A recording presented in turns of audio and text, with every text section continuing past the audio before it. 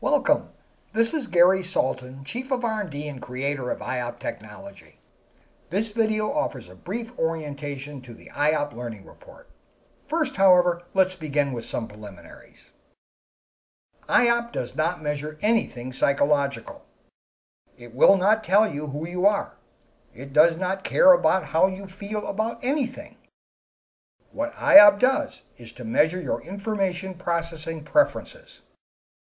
This means that it analyzes the kind of information you like to take in. Some of us are detail sensitive. Others focus only on the central elements of a situation. Next, it measures how you choose to process the information. Some of us follow a rigorous and complete strategy. Others dismiss detail and center only on the critical elements.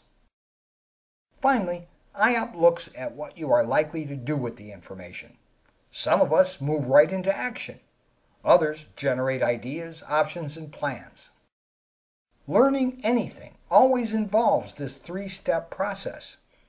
Matching the way you like to process information and the way that information is being conveyed to you is a key to learning.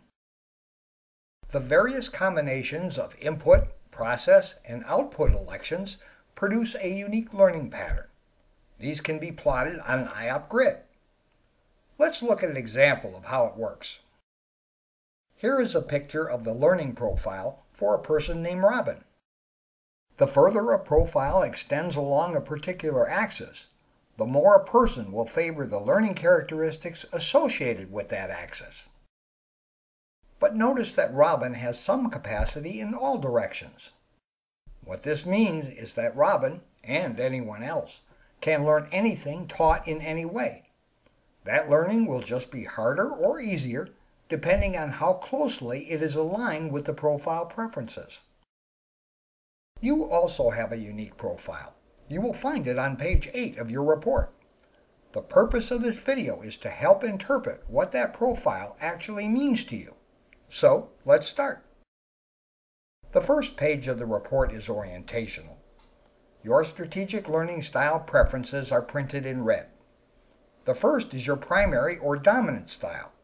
It is the one you most prefer, and, if all else is equal, it is the one you are most likely to use.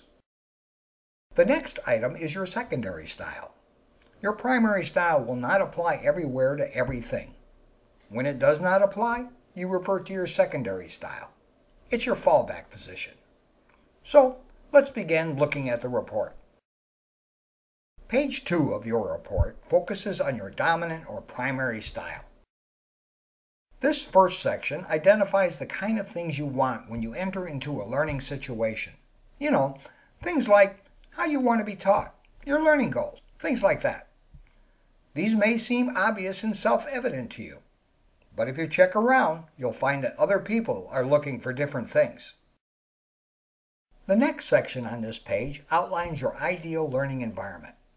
If you have a choice, you will want to locate yourself in this kind of situation. If you don't have a choice, you may find yourself in an environment a bit out of sync with your preferences. But remember, what is misalignment for you could be ideal for others.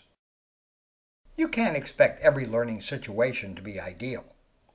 When you encounter a less than ideal one, you may want to consciously shift to your secondary strategy. The fit may be better. And there are always your peripheral strategies to tap into. You can choose to learn in any situation that you find yourself. It might not be easy, but you can do it. We know this is true because you have already done it hundreds of times to get where you are now. The final section on this page identifies some of the processes typically associated with learning. Your particular learning approach may impede or facilitate particular ones. In either case, knowing where you stand is better than ignorance. At minimum, you will know that these are just natural offshoots of your information processing approach. They have nothing to do with who you are or your innate capabilities. The next page of the report outlines your secondary style. The items in this section can differ markedly from those in your primary approach. You have changed your perspective and are gathering information using a different strategy. The knowledge may not be in the form that you would prefer, but you can get it and you can use it to your advantage. Page 4 starts by explaining that IOPT is based on information processing. We've already discussed this, so let's move on.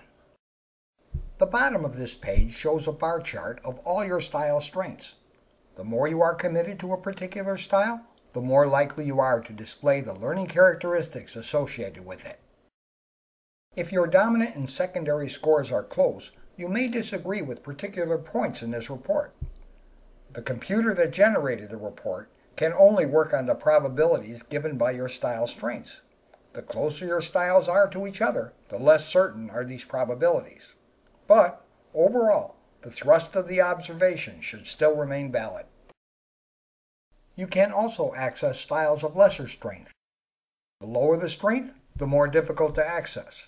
But they are accessible, and you can use them if the situation demands it. The first section on the next page explains how your learning approach works into your general strategy for navigating life. Your learning approach is probably optimal for the situations that you most frequently encounter. But keep in mind that it is not optimal for every situation. Flexibility in shifting between your styles is your tool for handling this condition. And some frustration is probably inevitable.